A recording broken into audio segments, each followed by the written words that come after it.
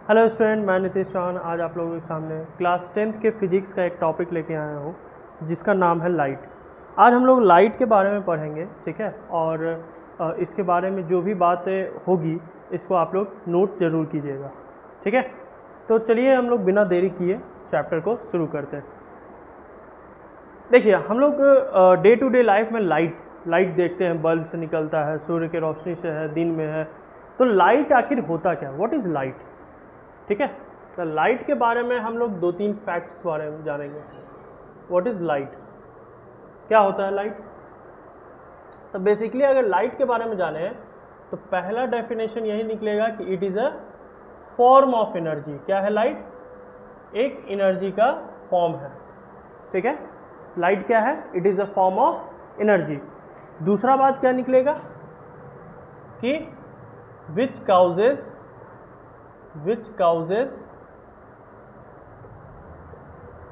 sensation of vision, तो light क्या है, light is a form of energy which causes sensation of vision. Light क्या है, तो लाइट एक एनर्जी का एक ऐसा फॉर्म है, ठीक है, एक ऐसा रूप है जिसके कारण हम कोई भी ऑब्जेक्ट को देख पाते हैं, ठीक है। जिसके कारण क्या होता है, एक सेंसेशन होता है, किस चीज़ का, तो विजन का, देख पाने का। इसी एनर्जी को हम लोग क्या कहते हैं, लाइट। कोई दिक्कत। नेक्स्ट,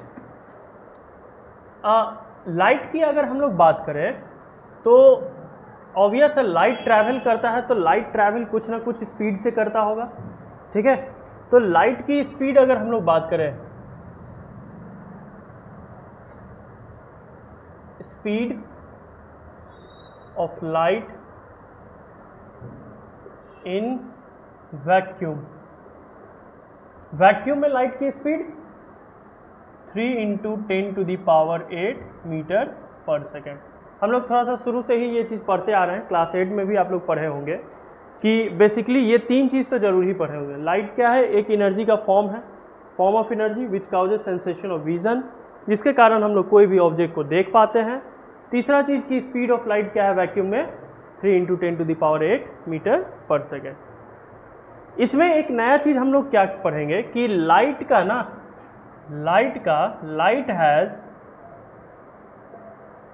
हैज़ ड्यूअल नेचर, ठीक है।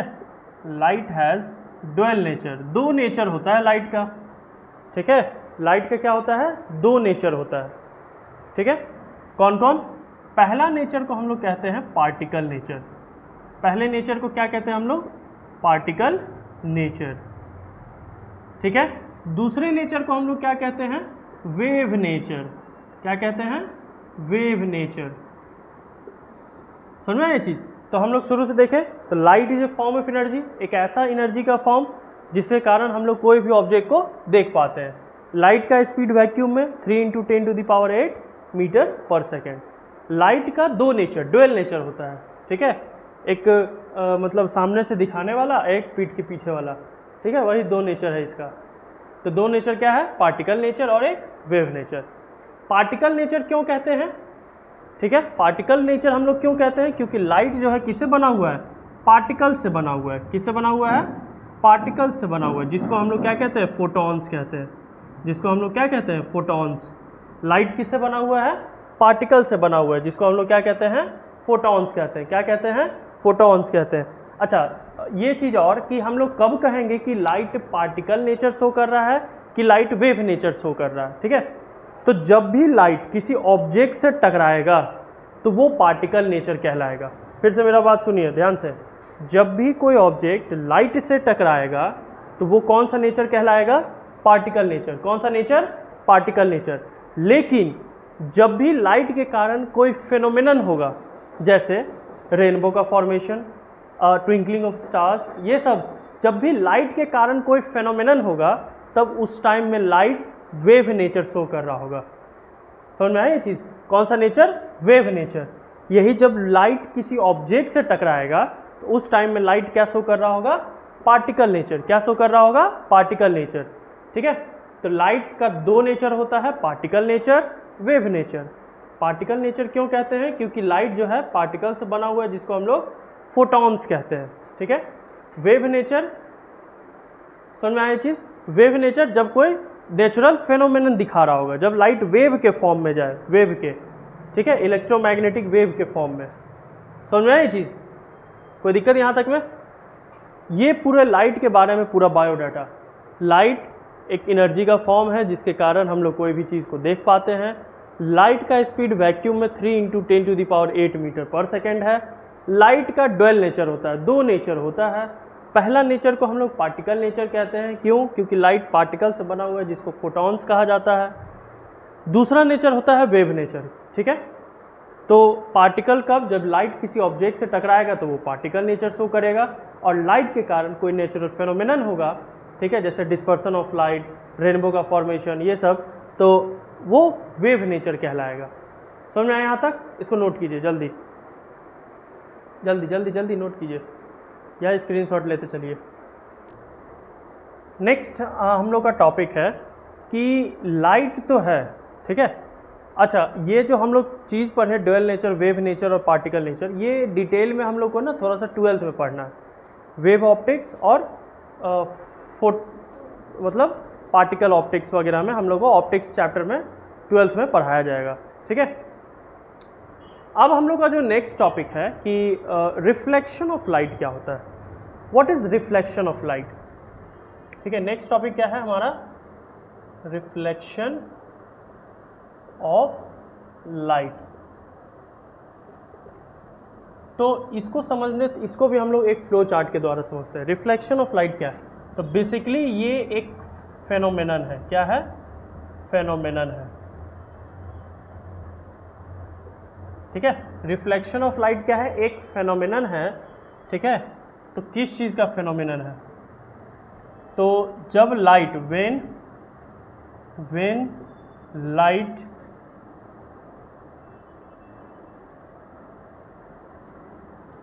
strikes on an object, it bounces back,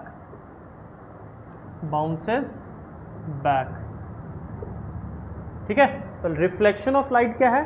एक ऐसा phenomenon, the phenomenon in which when light strikes on an object it bounces back, ठीक है। तो रिफ्लेक्शन ऑफ लाइट क्या है?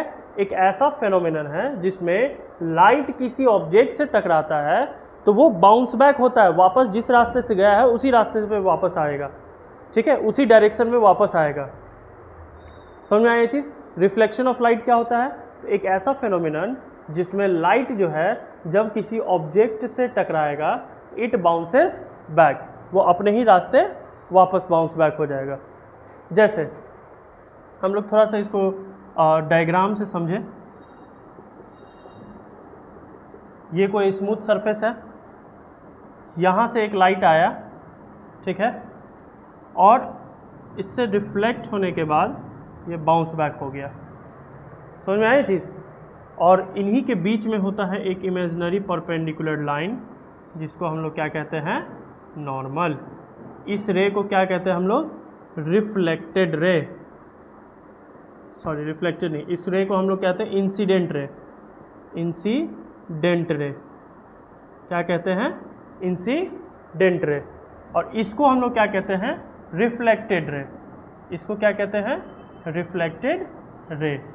इसको क्या कहते हैं? ये परपेंडिकुलर लाइन नॉर्मल, ठीक है। इस पॉइंट को हम लोग कहते हैं पॉइंट ऑफ इंसिडेंस। इस पॉइंट को क्या कहते हैं? Point of incidence. समझ में आया चीज़? तो रिफ्लेक्शन ऑफ लाइट क्या है? एक ऐसा फेनोमेनन है जिसमें लाइट किसी ऑब्जेक्ट से टकराने के बाद अपने ही डायरेक्शन में बाउंस बैक हो जाता है, ठीक है। तो उस फेनोमेनन को हम लोग क्या कहते हैं? Reflection of light. समझ में आया ये चीज़? रिफ्लेक्शन ऑफ लाइट क्या होता है कि एक ऐसा फेनोमेनन जिसमें लाइट किसी ऑब्जेक्ट से टकराने के बाद अपने ही डायरेक्शन में बाउंस बैक हो जाए, उस फेनोमेनन को हम लोग क्या कहेंगे? Reflection of light. कोई दिक्कत इसमें? चलिए इसको नोट कीजिए जल्दी। देखिए अभी हम लोग रिफ्लेक्शन ऑफ लाइट पर है, ठीक है। तो रिफ्लेक्शन के दो टाइप्स होते हैं। कौन कौन? रिफ्लेक्शन के पढ़ना नहीं हम लोग को 10th में, लेकिन फिर भी हम लोग थोड़ा सा जान लेते हैं। रिफ्लेक्शन का दो टाइप्स, ठीक, एक तो रेगुलर रिफ्लेक्शन, एक तो रेगुलर रिफ्लेक्शन, एक इरेगुलर या डिफ्यूज्ड रिफ्लेक्शन, इरेगुलर या डिफ्यूज्ड रिफ्लेक्शन। देखिए रेगुलर रिफ्लेक्शन क्या होता है, देखते रहना, फिगर से हम लोग थोड़ा सा समझेंगे।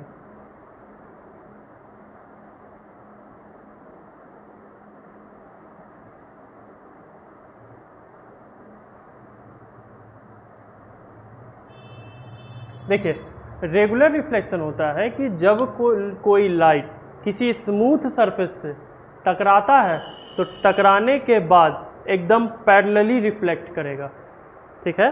जब कोई लाइट किसी स्मूथ सरफेस से टकराता है तो टकराने के बाद जब वो रिफ्लेक्ट करेगा तो वो पैरेलल होगा।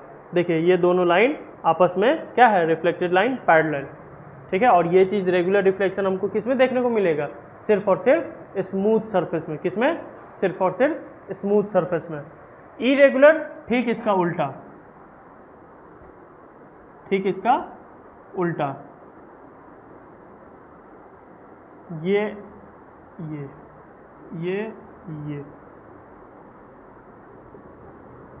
इरेगुलर रिफ्लेक्शन मतलब जब कोई ऑब्जेक्ट किसी रफ सरफेस से टकराता है, जब कोई लाइट किसी रफ सरफेस से टकराता है तो वो रिफ्लेक्शन के बाद, ठीक है, रिफ्लेक्शन के बाद उसका जो रिफ्लेक्टेड रे होगा वो कभी भी पैरेलल नहीं होगा, ठीक है। जब कोई लाइट किसी रफ सरफेस से टकराता है तो रिफ्लेक्शन के बाद उसका जो रिफ्लेक्टेड रे होगा वो पैरेलल नहीं होगा। ये हमेशा किस सरफेस में होगा, रफ सरफेस में। ये हमेशा किस सरफेस में होगा, स्मूथ सरफेस में। इसमें लाइट जब किसी ऑब्जेक्ट से टकराएगा तो रिफ्लेक्शन होने के बाद रिफ्लेक्टेड रे हमेशा इसका पैरेलल होगा। इसमें जब लाइट किसी रफ सरफेस से टकराएगा तो रिफ्लेक्शन होने के बाद रिफ्लेक्टेड सरफेस पैरेलल नहीं होगा। समझ में आया यहाँ तक, कोई दिक्कत? चलिए हम इसको नोट कीजिए जल्दी। अब हमारा नेक्स्ट टॉपिक है कि टर्म्स रिलेटेड टू रिफ्लेक्शन क्या है। अब हम लोग रिफ्लेक्शन से रिलेटेड कुछ टर्म्स के बारे में पढ़ेंगे, जैसे टर्म्स रिलेटेड टू रिफ्लेक्शन। बोलो समझ में आया यहाँ तक? जैसे पहला टर्म्स है पहला टर्म्स है इंसिडेंट रे। इंसिडेंट रे क्या होता है? इंसिडेंट रे भाई क्या होता है इंसिडेंट रे? तो जो रे ऑब्जेक्ट से निकलकर किसी भी सरफेस पे पड़ता है, ठीक है, जो रे ऑब्जेक्ट से निकलकर किसी भी सरफेस से टकराता है उसको हम लोग क्या बोलेंगे? इंसिडेंट रे, ठीक है। द रे that falls on a surface from an object is called incident ray, is called incident ray, ठीक है। तो जो रे किसी ऑब्जेक्ट से निकलकर किसी स्मूथ सरफेस से टकराता है उस रे को हम लोग क्या कहेंगे? Incident ray. Next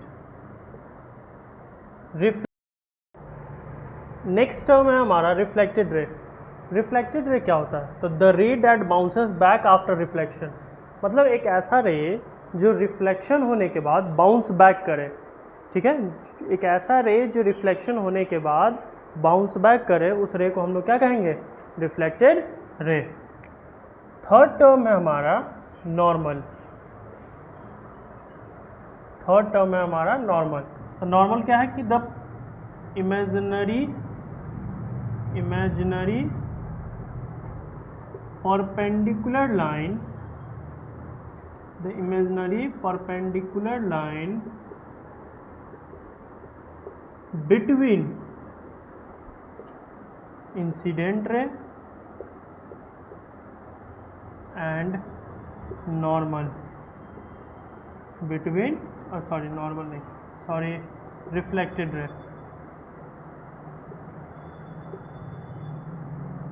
the imaginary perpendicular line between incident ray and reflected ray, इसी को हम लोग क्या कहेंगे, नॉर्मल। नॉर्मल क्या है कि एक इमेजिनरी परपेंडिकुलर लाइन है किसके बीच में, रिफ्लेक्टेड रे और इंसिडेंट रे के बीच में, ठीक है। चौथा, fourth, point of incidence.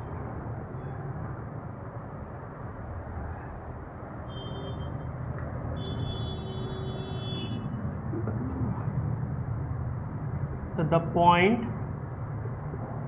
where incident ray, normal and reflected ray meets, मतलब एक ऐसा पॉइंट जहाँ पे इंसिडेंट रे, नॉर्मल और रिफ्लेक्टेड रे मिलता हो, उस पॉइंट को हम लोग क्या कहेंगे, पॉइंट ऑफ इंसिडेंस। क्या कहेंगे, पॉइंट ऑफ इंसिडेंस। समझ में आई ये चीज। नेक्स्ट टर्म, आगे बढ़ते हैं। यहाँ तक समझ में आया? आप लोग नोट भी साथ में करते चलिएगा। Next, angle of incidence, angle of incidence. So the angle between incident ray and normal is called angle of incidence. ठीक है, एंगल ऑफ इंसिडेंस किसको कहते हैं, मतलब इंसिडेंट रे और नॉर्मल के बीच में बनने वाला जो एंगल है उसको हम लोग क्या कहेंगे, angle of incidence. Incident ray और नॉर्मल के बीच में बनने वाला जो एंगल है उसको क्या कहेंगे, angle of incidence. Next topic है हमारा angle of reflection. Angle of reflection, तो the angle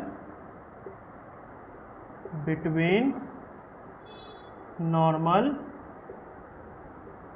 and reflected ray, the angle between normal and reflected ray is called angle of reflection, is called angle of reflection. Simply जो angle incident ray और normal के बीच में बन रहा हो उसको हम लोग क्या कहेंगे, एंगल ऑफ इंसिडेंस। ठीक है, और जो एंगल नॉर्मल और रिफ्लेक्टेड रे के बीच में बन रहा हो उसको हम लोग क्या कहेंगे, एंगल ऑफ रिफ्लेक्शन। जैसे ये फिगर आप लोग ड्रॉ कीजिएगा, यहाँ कोई ऑब्जेक्ट है,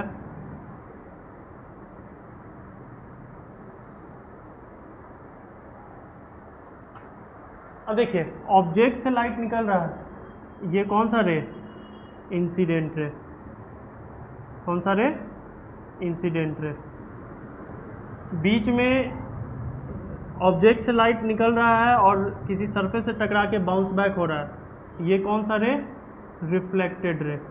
कौन सा रे, रिफ्लेक्टेड रे।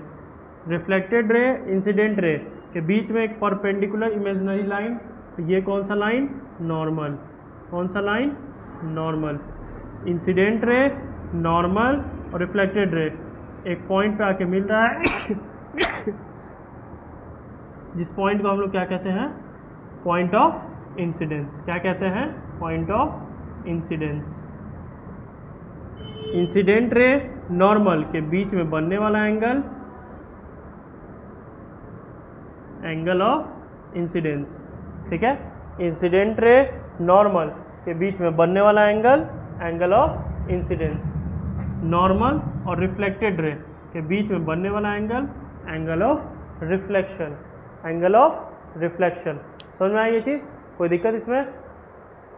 तो जो रे ऑब्जेक्ट से निकल रहा है इंसिडेंट रे, निकलने के बाद टकरा के बाउंस बैक हो रहा है रिफ्लेक्टेड रे, दोनों के बीच में एक इमेजिनरी लाइन बन रहा है perpendicular. Normal incident ray normal के बीच में बनने वाला angle angle of incidence, reflected ray normal के बीच में बनने वाला एंगल एंगल ऑफ रिफ्लेक्शन।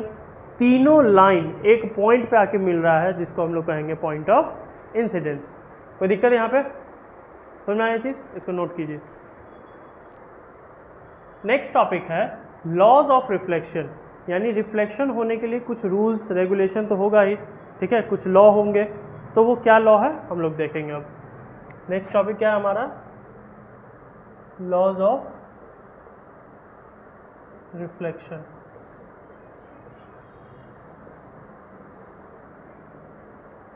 ठीक है, पहला लॉ क्या कहता है कि एंगल ऑफ इंसिडेंस ये हमेशा इक्वल होगा एंगल ऑफ रिफ्लेक्शन के। पहला लॉ क्या कहता है कि एंगल ऑफ इंसिडेंस ये हमेशा इक्वल होगा एंगल ऑफ रिफ्लेक्शन के। ठीक है, दूसरा लॉ क्या कहता है कि इंसिडेंट रे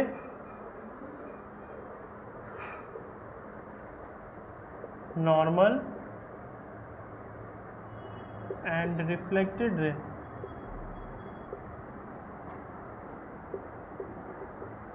lies on the same plane।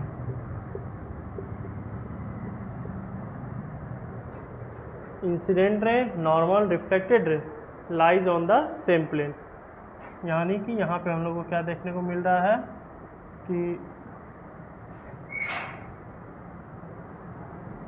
यहाँ हम लोग को क्या देखने को मिल रहा है,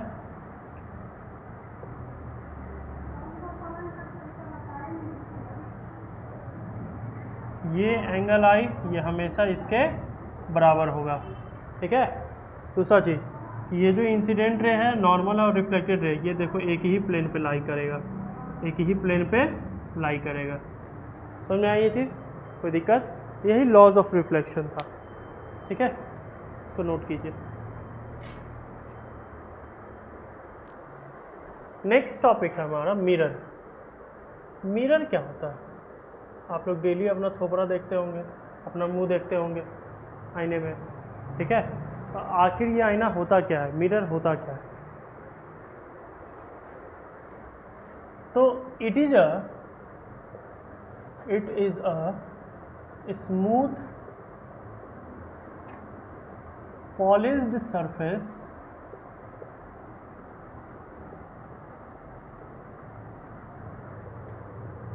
through which light reflects।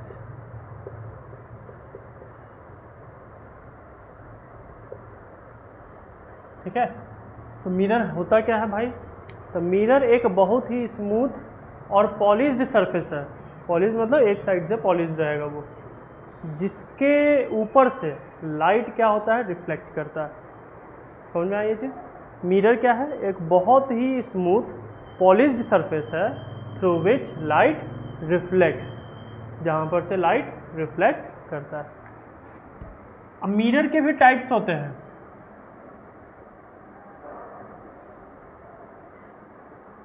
Mirror के भी टाइप्स होते हैं। पहला प्लेन मिरर, पहला प्लेन मिरर। ठीक है, पहला क्या होता है? Plane mirror. ठीक, दूसरा क्या है? Spherical mirror. स्फेरिकल मिरर, दूसरा क्या है? Spherical mirror. अब इस स्फेरिकल मिरर का भी दो टाइप्स, कॉनकेव और कॉन्वेक्स। कॉनकेव और कॉन्वेक्स, ये हो गया कॉनकेव, ये हो गया कॉन्वेक्स। ठीक है, ये समझ में आई ये चीज़। मिरर एक स्मूथ पॉलिश्ड सरफेस जिससे लाइट रिफ्लेक्ट करे। मिरर का दो types, plane mirror, spherical mirror में फिर दो types, concave mirror, convex mirror. ठीक है, यही कॉनकेव कॉन्वेक्स को मिला देंगे हम लोग तो क्या बनेगा, स्फेरिकल मिरर बनेगा। क्या बनेगा, स्फेरिकल मिरर बनेगा। कोई दिक्कत? अब आइए इन सब के बारे में हम लोग एक एक करके पढ़ते हैं। अब आगे बढ़ने से पहले थोड़ा सा हम लोग इमेजेस के बारे में पढ़ लेते हैं। इमेजेस क्या होता है, व्हाट इज इमेज? ठीक है, इमेज क्या होता है? इमेज को समझने के लिए देखिए एक बात ध्यान रखें कि जब भी कोई लाइट रे रिफ्लेक्शन के बाद, ठीक है, फिर से सुनिएगा, जब भी कोई लाइट रे रिफ्लेक्शन के बाद एक्चुअली में मीट करे किसी पॉइंट पे या हमको मीट करता हुआ दिखे, तब हम लोग क्या कहेंगे कि इमेज का फॉर्मेशन हुआ है।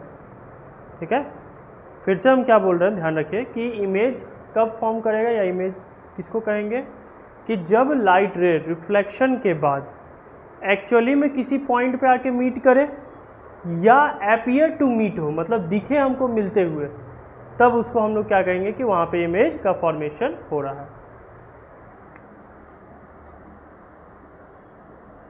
When the light rays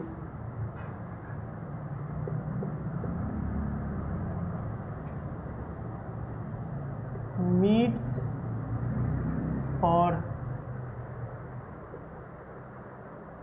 appear to meet at a point after reflection,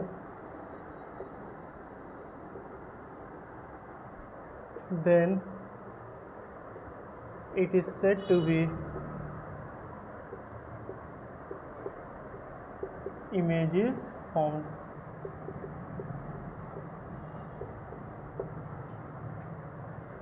ठीक है, समझ में आई ये चीज़ कि जब कोई लाइट रे रिफ्लेक्शन के बाद या तो किसी पॉइंट पे मिलता हुआ दिखे या एक्चुअली में मिल रहा हो, तब हम लोग क्या कहेंगे कि यहाँ पे इमेज फॉर्म कर रहा है। ठीक है, इमेजेस का दो टाइप्स,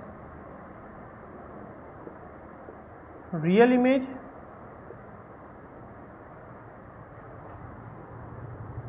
वर्चुअल इमेज।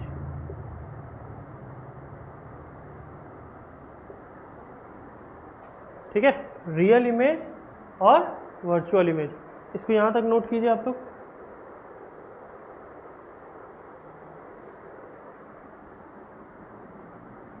अब देखिए रियल इमेज किसको कहेंगे, तो इसमें क्या होता है कि rays actually meet at a point after reflection, यानी कि रियल इमेज कब फॉर्म करेगा, जब रिफ्लेक्शन के बाद सही में लाइट रेज किसी एक पॉइंट पे आके मिल रहा हो, तब हम लोग कहेंगे कि कैसा इमेज फॉर्म कर रहा है, रियल इमेज। ठीक है, या the image which can be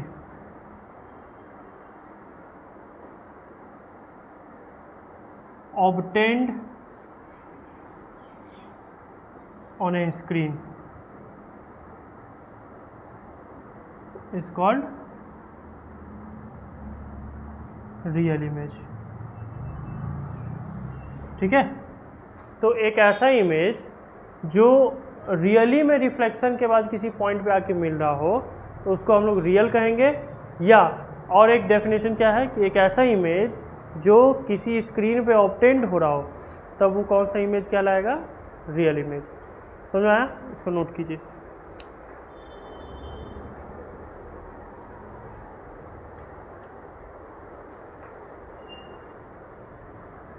real image किस में बनता है, तो कॉनकेव लेंस में।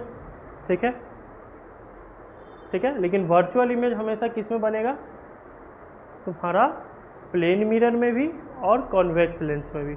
एक कंडीशन हम लोग देखेंगे जिसमें कॉन्केव लेंस में भी वर्चुअल बनता है, लेकिन मैक्सिमम केस में रियल इमेज ही बनता है कॉन्केव लेंस में, लेंस कह रहे हैं कॉन्केव मिरर में, ठीक है। लेकिन एक ऐसा केस है कॉन्केव मिरर का जिसमें वर्चुअल भी बनता है, लेकिन प्लेन मिरर में हमेशा कैसा इमेज बनेगा, वर्चुअल ही बनेगा, ठीक है। तो वर्चुअल इमेज का definition, rays appear to meet, ठीक है। यानी कि यहाँ पे रिफ्लेक्शन के बाद एक्चुअली में मीट नहीं करता है, वो बस दिखता है हमको कि मीट कर रहा है, ठीक है।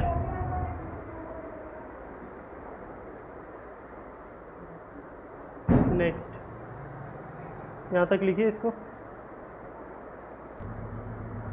ठीक है। वर्चुअल इमेज में क्या है, रेज अपीयर टू मीट, या the image which cannot be obtained on screen, ठीक है। यानी कि रियल इमेज जो सही इमेज है, वर्चुअल जो काल्पनिक, जो हमको इमेज दिखेगा ऑब्टेंड, रियल मतलब एक ऐसा इमेज जो स्क्रीन पे ऑब्टेंड होगा ही नहीं, ठीक है, उस इमेज को हम लोग क्या कहेंगे, वर्चुअल इमेज। ये हमेशा किस में फॉर्म करता है, कॉन्वेक्स मिरर में और प्लेन मिरर में। समझ में आई ये चीज़, रियल इमेज किस में फॉर्म करेगा, कॉन्केव मिरर में। एक कंडीशन में बस, लास्ट वाले कंडीशन में वर्चुअल फॉर्म करता है, वो हम लोग देखेंगे रे फॉर्मेशन में। ये समझ में आई ये चीज़, कोई दिक्कत, नोट कीजिए इसको। नेक्स्ट है, आइए हम लोग देखिए प्लेन मिरर क्या होता है। प्लेन मिरर का एक ऐसा टाइप्स है, ठीक है। प्लेन मिरर एक ऐसा मिरर होता है जो एक साइड से पॉलिश्ड रहता है, ठीक है। तो the mirror which is polished, the mirror क्या, द स्मूथ मिरर लिख लीजिए, the smooth mirror which is polished from one side, मतलब एक साइड से वो पॉलिश्ड रहेगा। जैसे ये देखिए, ये है पॉलिश्ड साइड और ये है रिफ्लेक्टिंग साइड। समझ में आई ये चीज़। तो एक ऐसा मिरर, एक ऐसा स्मूथ मिरर जो एक साइड से क्या रहे, पॉलिश्ड रहे। अब हम लोग देखते हैं कि कैरेक्टरिस्टिक्स कैसा इमेज फॉर्म करेगा।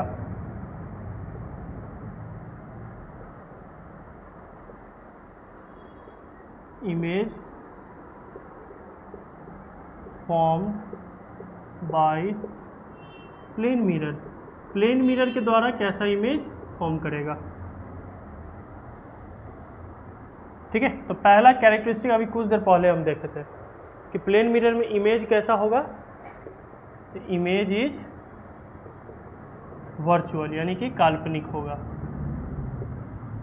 ठीक है, वर्चुअल, कोई दिक्कत। Next, image is laterally inverted. Laterally inverted का मतलब कि जब मिरर में, ठीक है, आप लोग मिरर में गौर किए होंगे कि हम लोग राइट हैंड उठाते हैं तो मिरर में लेफ्ट हैंड दिखता है, ठीक है। मिरर हम लोग जब राइट हैंड उठाएंगे तो मिरर में कौन सा हैंड दिखेगा, लेफ्ट हैंड। इसी फेनोमेनन को हम लोग क्या कहते हैं, lateral inversion.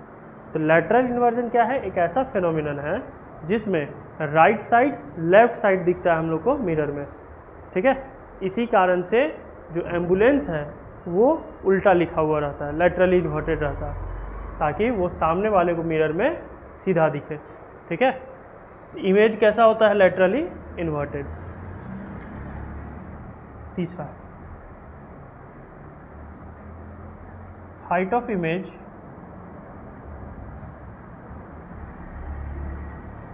Is equal to height of object. यानी कि ऑब्जेक्ट जितना बड़ा होगा उतना ही बड़ा उसका इमेज भी बनेगा। ठीक है, ऑब्जेक्ट का हाइट जितना बड़ा होगा उतना ही बड़ा उसका इमेज भी बनेगा। ठीक है, चौथा,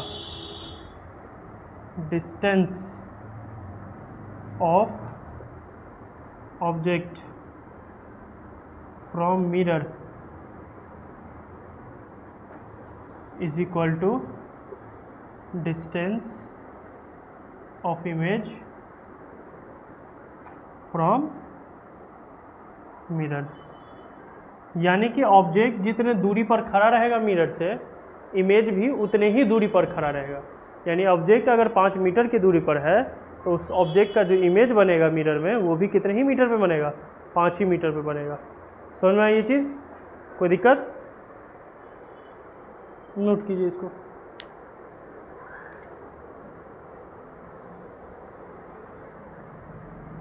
तो पहला कैरेक्टरिस्टिक क्या था कि इमेज काल्पनिक है, वर्चुअल है। इमेज लैटरली इन्वर्टेड बनेगा। ठीक है, इमेज कैसा बनेगा? लैटरली इन्वर्टेड बनेगा, मतलब राइट साइड लेफ्ट साइड दिखेगा। Height of image height of object के बराबर होगा। ऑब्जेक्ट का डिस्टेंस मिरर से, इमेज के ऑब्जेक्ट का डिस्टेंस मिरर से बराबर होगा इमेज के डिस्टेंस के। यानी जितना दूरी पे ऑब्जेक्ट खड़ा होगा उतना ही दूरी पे उसका इमेज भी बनेगा। समझ में आई ये चीज़? नोट कीजिए।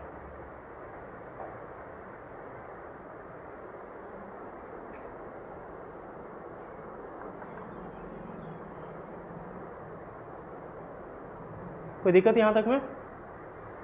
बाकी इसके आगे का टॉपिक हम लोग देखते हैं अपने नेक्स्ट वीडियो में। ठीक है, इसको लाइक सब्सक्राइब कीजिए और जितना हो सके शेयर कीजिए, नोट्स बनाइए।